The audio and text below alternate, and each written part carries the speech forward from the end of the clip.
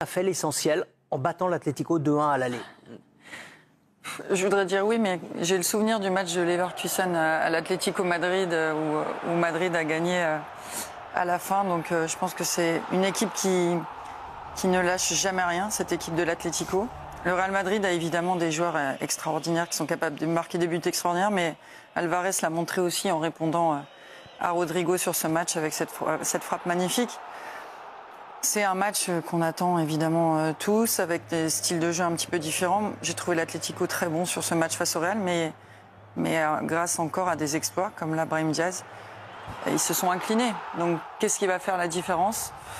Alors, on va le savoir dans 2 jours, mais on a hâte d'y être. Hein. Voilà, on a un collectif qui lâche rien, on le sait, dans un stade qui va être incroyable. Le problème, c'est que la pièce tombe toujours du mauvais côté pour eux quand ils rencontrent le Real. Et en plus, c'est une sale semaine pour l'Atlético. Louis va peut-être nous le confirmer. Louis Vix, vous êtes à Madrid. D'abord, où est-ce que vous êtes exactement ? Vous voyez votre image derrière avec des maillots, des cadres, vous êtes où ? Il est au restaurant comme d'habitude. Voilà, je vous le dis.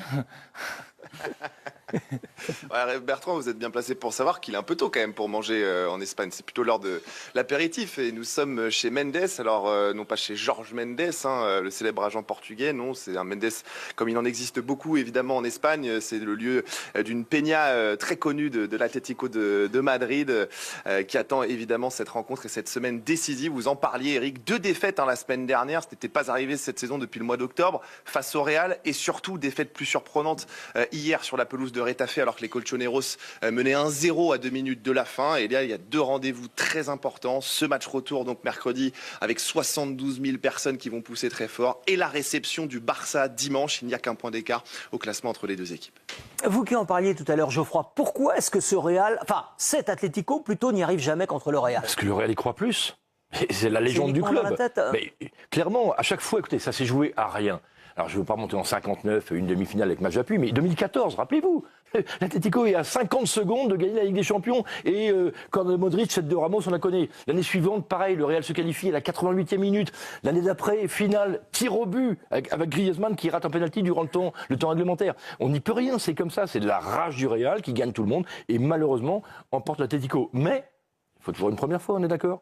Donc, il n'y a rien, il y a un tout petit écart, ça peut être demain soir. Bertrand est d'accord avec vous. Ouais, je suis parfaitement d'accord. Et par rapport à la question que vous posiez tout à l'heure à Gaëtan, moi, je pense qu'ils n'ont pas fait ils ont fait le minimum. Ils n'ont pas fait l'essentiel, ils ont fait le minimum de gagner leur match aller. C'était pas un énorme match par rapport au prestige des 2 équipes et à ce qu'elles sont capables toutes les 2 de produire. Le Real est pas exactement une équipe encore. Il y a des individualités qui brillent. Parfois c'est Vini, parfois c'est Mbappé, mais c'est rarement tous ensemble. C'est une équipe qui est poreuse,